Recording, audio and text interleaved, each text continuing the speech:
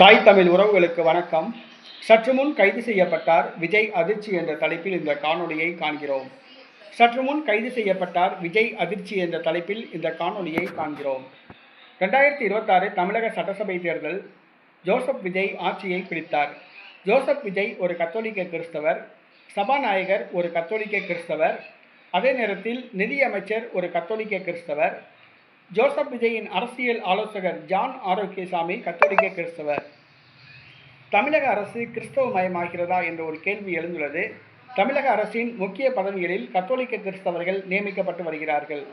இந்த சூழ்நிலையில் சிறுபான்மையினர் நல ஆணையத்துக்கு கத்தோலிக்க கிறிஸ்தவராக பிரபல யூடியூபர் ஃபெலிக்ஸ் நியமிக்கப்பட்டார்.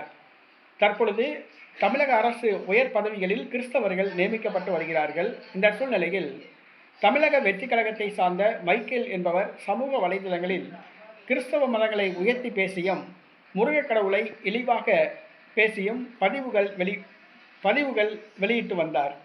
அவரை கைது செய்ய சொல்லி நீண்ட காலமாக பலர் கோரிக்கை வைத்தனர். தமிழக வெற்றி கழகம் ஆட்சியில் இருப்பதால் காவல்துறையினர் கண்டுகொள்ளவில்லை. இந்த சூழ்நிலையில் நாம் தமிழர் கட்சியினர் காவல்துறையில் புகார் அளித்தனர். இதன் அடிப்படையில் மைக்கேல் சற்று முன் கைது செய்யப்பட்டுள்ளார்.